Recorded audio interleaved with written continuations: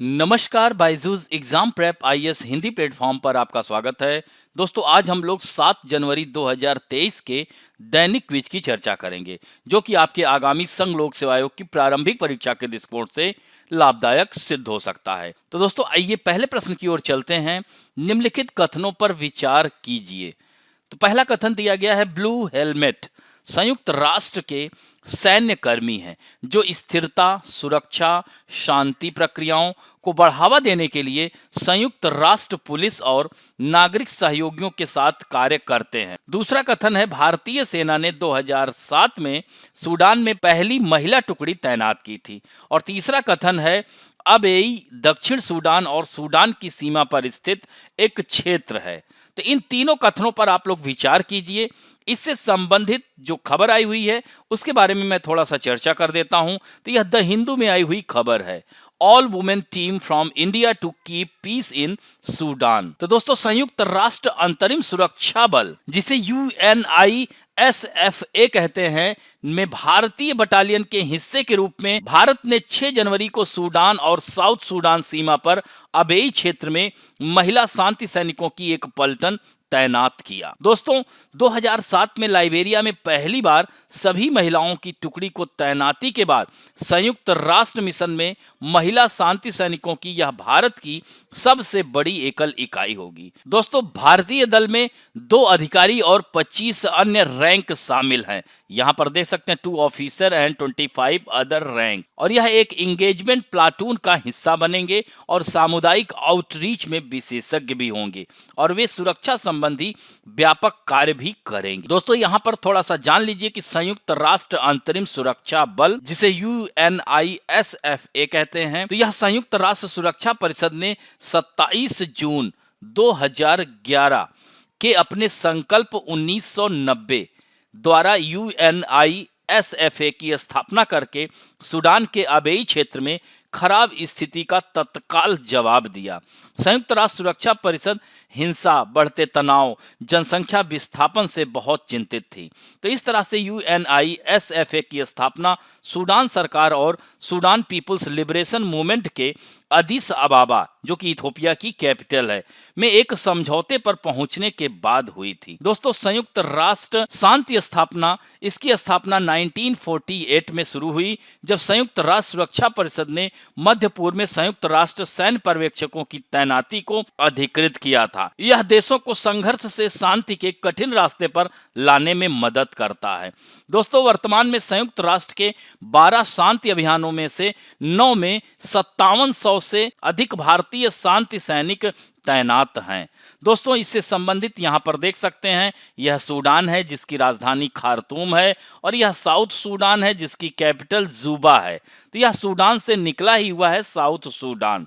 तो दोस्तों, ये देख सकते हैं 9 जुलाई 2011 को यह अबेई क्षेत्र है। यहाँ पर डिंका जनजाति पाई जाती है, जो कि औसत से बहुत ही लंबे कद की यह जनजाति होती है। इसका मुख्य कार्य पशुपालन और खेती है। इसमें एक मान्यता है कि यहाँ पर बेटी और गाय को बहुत ही शुभ माना जाता है। जिनके यहाँ बेटी होती हैं वह जनजातियाँ, कहा जाता है कि उनके यहाँ समृद्धि आती है। दोस्तों, डिंका महिलाएं ज्यादातर कृषि कार्य करती हैं, लेकिन डिंका पुरुष बागवानी स्थलों के लिए जंगल साफ करते हैं। दोस्तों, जैसा कि आपको पता है कि अफ्रीका महाद्वीप को जनजातियों का महाद्वीप भी कहा जाता है। तो यहाँ पर और भी ढेर सारी जनजातियां पाई जाती हैं, जैसे कीनिया में मसाई सुना होगा, इसी तरह बोत्सवाना में हॉटेनटॉट्स जनजाति पाई जाती है, नाइजीरिया में फुलानी जनजाति पाई जाती है। तो विभिन्न प्रकार के जनजाति समूह अफ्रीका महाद्वीप में पाए जाते हैं। तो अब आते हैं हम लोग प्रश्न की ओर। इसका उत्तर आप लोगों को पता चल चुका होगा।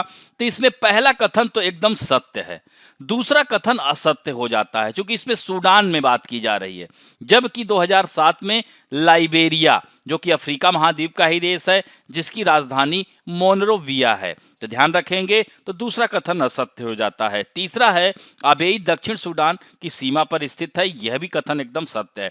अतः 1 और 3, तो उत्तर क्या होगा? सी होगा। अब बढ़ते हैं दूसरे महत्वपूर्ण प्रश्न की ओर। निम्नलिखित युग्मों में से कौन सा से सुमेलित है? 6 डिग्री चैनल इंदिरा पॉइंट और इंडोनेशिया को अलग करता है। दोस्तों, इंदिरा पॉइंट के बारे में तो आपको पता ही होगा कि यह ग्रेट निकोबार में स्थित है, सबसे दक्षिणतम बिंदु है। इसे पार्सन पॉइंट या पिग्मेलियन पॉइंट के नाम से जाना जाता है। और दोस्तों यहीं से ग्रेट चैनल इंडोनेशिया को अलग करता है। तो दूसरा कथन है 8 डिग्री चैनल लक्षद्वीप और मालदीव को अलग करता है। तो इधर आप देख सकते हैं यह लक्षद्वीप है और यह मालदीव है। और 9 डिग्री चैनल यहीं पर अगर देखा जाए 9 डिग्री चैनल मिनिकॉय और कावारत्ती को अलग करता है। दोस्तों 10 डिग्री चैनल की बात की जाए तो अंडमान निकोबार द्वीप समूह में है। इन तीनों कथनों पर आप लोग विचार कीजिए, तब तक हम खबरों को देखते हैं। तो दोस्तों यहां पर आप लोग देख सकते हैं द हिंदू में आई हुई खबर है कि Rajnath Singh visit Indira point interact with troops, यानी रक्षा मंत्री राजनाथ सिंह इंदिरा पॉइंट का दौरा किए और जवानों से बातचीत की। तो यहां पर आप देख सकते हैं कि इंदिरा पॉइंट ग्रेट चैनल के साथ, जिसे लोकप्रिय रूप से 6 डिग्री चैनल कहा जाता है, जो कि इंडोनेशिया और भारत को अलग करता है, जिसे हम ग्रेट चैनल के नाम से जानते हैं। दोस्तों यहां पर आप लोग देख सकते हैं यहां यह इंदिरा पॉइंट है, इसे पार्सन पॉइंट या पिग्मेलियन पॉइंट के नाम से जाना जाता है। दोस्तों यहां पर आप देख सकते हैं यह डंकन दर्रा है, इसको डंकन पैसेज कहते हैं, साउथ अंडमान और लिटिल अंडमान को अलग करता है। इसी तरह से लिटिल अंडमान और कार निकोबार को 10 डिग्री चैनल अलग करता है। यहीं पर अगर हम बात करें तो 8 डिग्री चैनल आप लोग देख रहे होंगे मिनिकॉय और माले को अलग करता है। और 9 डिग्री चैनल मिनिकॉय और कावारत्ती को अलग करता है। तो यह सब बिंदु ध्यान रखेंगे। अब मैं समझ सकता हूं कि आप लोग इसका उत्तर दे चुके होंगे। तो इस तरह से यह तीनों कथन सही है, अतः उत्तर डी होगा। अब बढ़ते हैं तीसरे महत्वपूर्ण प्रश्न की ओर। सरकार विरोधी प्रदर्शनों, विद्रोहों और सशस्त्र विद्रोहों की एक श्रृंखला अरब स्प्रिंग निम्नलिखित में से किस देश में शुरू हुई थी? दोस्तों इसमें दिया है अल्जीरिया, मिस्र, लीबिया, ट्यूनीसिया। तो यह अगर बात की जाती है तो सारे अरब स्प्रिंग वाले ही क्षेत्र हैं, लेकिन शुरुआत हुई थी ट्यूनीसिया से 2011 में। दोस्तों अरब स्प्रिंग के अगर मुख्य कारण की बात की जाए तो उस क्षेत्रों की जनता सरकारों से असंतुष्ट थी। इसके अलावा तानाशाही, मानवाधिकार उल्लंघन, राजनीतिक भ्रष्टाचार, बेरोजगारी, बदहाल अर्थव्यवस्था एवं स्थानीय कारण प्रमुख थे। दोस्तों इसका उद्देश्य क्या हो सकता है? तो हर कोई राजनीतिक स्वतंत्रता और शासन में सुधार करना चाहता था। लोकतंत्र की एक लहर बाधित हुई और लोग वहां जीवन स्तर को ऊपर उठाना चाहते थे। तानाशाही से लोकतंत्र में बदलाव की मांग कर रहे थे। वे शिक्षा के विकास और रोजगार में बेहतर अवसर चाहते थे। तो दोस्तों अरब स्प्रिंग में देशों की बात की जाए तो ट्यूनीसिया, अल्जीरिया, लीबिया इन देशों के बीच आता है। इसके बाद 5 और देशों में शुरू हुआ, सीरिया, लीबिया, मिस्र, यमन, बहरीन। यहाँ पर आप देख सकते हैं, यह मानचित्र में आप देख सकते हैं अल्जीरिया, लीबिया, इजिप्ट, सीरिया है, यमन है, इन सब में अरब स्प्रिंग का प्रभाव था। तो यहाँ पर आप देख सकते हैं द इंडियन एक्सप्रेस में आई हुई खबर है। अब बढ़ते हैं चौथे प्रश्न की ओर। सागो कांगजेई आधुनिक पोलो का एक प्राचीन पारंपरिक रूप निम्नलिखित में से किस राज्य में खेला जाता था? मणिपुर, मेघालय, मिजोरम, नागालैंड। तो इसमें उत्तर क्या होगा? इसमें उत्तर होगा मणिपुर। दोस्तों 3 सितंबर 1875 को दुनिया का पहला पोलो मैच खेला गया था, यानी अर्जेंटाइन ओपन पोलो टूर्नामेंट में खेले गए इस मैच को पहला आधिकारिक पोलो मैच माना जाता है। पोलो दुनिया का सबसे पुराना टीम स्पोर्ट है। इसका इतिहास 2000 साल पुराना है। भारत में पोलो को आधुनिक रूप लाने का श्रेय मुगलों को जाता है। ब्रिटिश काल में प्रसिद्ध ब्रिटिश कप्तान रॉबर्ट स्टीवर्ट पोलो का अंग्रेजी रूप लेकर आए और ब्रिटिश शासकों ने असम के सिलचर में एक पोलो क्लब की स्थापना की। हालांकि मणिपुर और मंगोल जाति के लोग ब्रिटिशर्स के आने से पहले से ही पोलो खेलते थे। इसी वजह से मणिपुर को पोलो का जन्म स्थान माना जाता है। तो सागो कांगजेई नामक एक पारंपरिक मणिपुरी खेल को आधुनिक पोलो का जन्मदाता माना जाता है। दोस्तों 1892 में भारत में इंडियन पोलो एसोसिएशन की स्थापना हुई थी। उस समय अलग अलग रियासतों की अपनी पोलो टीम हुआ करती थी। इनमें जयपुर रियासत, भोपाल, अलवर, बीकानेर और हैदराबाद मुख्य थी। आजादी के बाद भी पोलो भारत में खेला जाता रहा है। दोस्तों 1957 में भारतीय पोलो टीम ने फ्रांस में वर्ल्ड चैंपियनशिप का खिताब भी अपने नाम किया था। तो दोस्तों यह जो खबर है इंडियन एक्सप्रेस में आई हुई खबर है। तो यहाँ पर देख सकते हैं कि यहाँ पर आप देख सकते हैं 122 फुट की प्रतिमा का अनावरण किया हमारे देश के गृह मंत्री ने। मणिपुर पोनी यानी मणिपुर के जो टट्टू, जिनका उल्लेख 14वीं शताब्दी के अभिलेखों में मिलता है। तो दोस्तों इस प्रकार के घोड़ों का नीड फॉर कंजर्वेशन यानी इनके नस्ल का संरक्षण की आवश्यकता है। मणिपुर टट्टू भारत की 5 मान्यता प्राप्त घोड़ों की नस्लों में से एक हैं और मणिपुर समाज में इसके लिए एक शक्तिशाली सांस्कृतिक महत्व है। यह घोड़े सदियों से मणिपुरी समाज के सामाजिक सांस्कृतिक जुड़ाव के लिए अपरिहार्य रहा है। हालांकि यह स्पष्ट नहीं है क्योंकि एक स्रोत ने तिब्बती टट्टू को अपना पूर्वज बताया, जबकि एक अन्य स्रोत ने इसकी उत्पत्ति मंगोलियाई जंगली घोड़े और अरेबियन के बीच एक क्रॉस होने के रूप में की है। तो यहाँ पर दोस्तों देख सकते हैं 17th यानी 17वीं पशुधन जनगणना में आप देख सकते हैं कि 2003 में 1898 मणिपुर टट्टू दर्ज किए गए थे, लेकिन वही 2012 में इनकी संख्या घटकर 1101 हो गई। तो ऐसे में इनको संरक्षण की आवश्यकता है। तो दोस्तों यहाँ पर आप देख सकते हैं, इससे संबंधित हमने कुछ पॉइंट्स दिए हैं, इन्हें जरूर नोट कर लीजिएगा। अब बढ़ते हैं 5वें प्रश्न की ओर, जो कि 2010 में आया हुआ है। हालांकि कॉफी और चाय दोनों की खेती पहाड़ी ढलानों पर की जाती है, लेकिन खेतों को लेकर उनमें कुछ अंतर मौजूद है। इस संदर्भ में निम्नलिखित कथनों पर विचार की। कॉफी के पौधों को उष्णकटिबंधीय क्षेत्रों की गर्म आर्द्र जलवायु की आवश्यकता होती है, जबकि चाय की खेती उष्णकटिबंधीय और उपोष्णकटिबंधीय दोनों क्षेत्रों में की जा सकती है। दोस्तों यह कथन एकदम सत्य है। दूसरा कथन है कॉफी का प्रवर्धन बीजों द्वारा होता है, जबकि चाय का प्रवर्धन तने की कलम द्वारा होता है। यहीं पर यह कथन असत्य हो जाता है। दोस्तों कॉफी का आमतौर पर प्रजनन बीजों द्वारा किया जाता है, फिर भी कॉफी के प्रजनन के लिए कलिकायन, निरोपण और कटाई का उपयोग किया जाता है, और चाय के पौधों का बीज से और जड़ की कलम से भी प्रजनन किया जाता है। अतः दूसरा कथन गलत हो जाता है। दोस्तों चाय में कलमों को सीधा या थोड़ा तिरछा लगाया जाता है ताकि पत्ती मृदा को न छुए, फिर उन्हें लगभग 12 महीने बाद एक बार जड़ से खेत में प्रत्यारोपित कर दिया जाता है और बीज 1.2 से 2.5 सेंटीमीटर की गहराई पर लगाए जाते हैं। कॉफी का बीज कलमों, निरोपण और ऊतक संवर्धन द्वारा प्रजनन किया जाता है। और दोस्तों जैसा कि आपने भारत में आप देख सकते हैं कि चाय का उत्पादन असम में सबसे अधिक होता है। असम की सूरमा घाटी सुना होगा, तो यहाँ पर ये पहाड़ी ढलानों पर यह खेती की जाती है। इसी तरह से कॉफी का उत्पादन कर्नाटक के 1800 मीटर ऊंची पहाड़ियों पर किया जाता है, पहाड़ी ढलानों पर। इसके लिए भी 200 सेंटीमीटर वर्षा आवश्यक होती है। दोस्तों इसके लिए कॉफी के लिए तापमान 23 से 28 डिग्री सेल्सियस के बीच होना चाहिए। और दोस्तों भारत में कॉफी की 3 प्रजातियां उगाई जाती हैं, कॉफी अरेबिका, कॉफी रोबस्टा और कॉफी लाइबेरिका। तो यहाँ पर देख सकते हैं अरेबिका की मांग बहुत ज़्यादा है। इसी से संबंधित आज खबर भी आई हुई है, coffee farmers in Kerala may reap benefit from organic farming.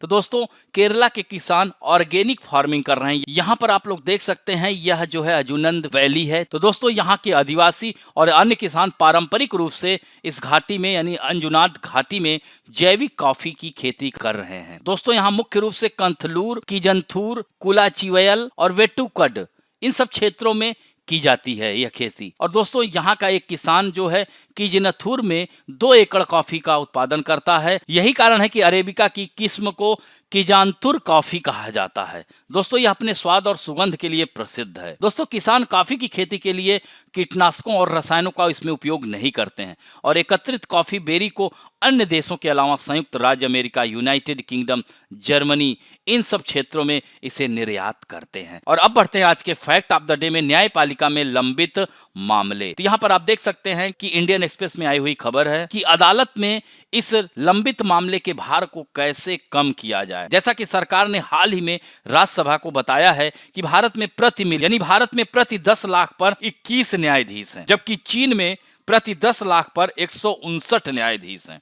वर्तमान में भारत को 50 न्यायाधीश की जरूरत है प्रति 10 लाख पर। और दोस्तों 2017 को भारत सरकार के न्याय विभाग ने सरकारी मुकदमों को कम करने के लिए एक कार्य योजना जारी की और इस कार्य योजना का इस तथ्य के जवाब में अदालती व्यवस्था में कुल लंबित मामलों में 46% जो है वो सरकार से संबंधित है। यही कारण है कि न्यायालय ने कहा है कि सरकार को भी अब इसमें आगे आना होगा। 2018 में भारत के विधि आयोग ने अपनी 230वीं रिपोर्ट में कहा कि सरकार व्यवस्था में सबसे बड़ा वादी है। दोस्तों इसी तरह से नेशनल लिटिगेशन पॉलिसी 2010 पर सरकार का अपना स्टेटस नोट भी इसी निष्कर्ष पर पहुंचा है।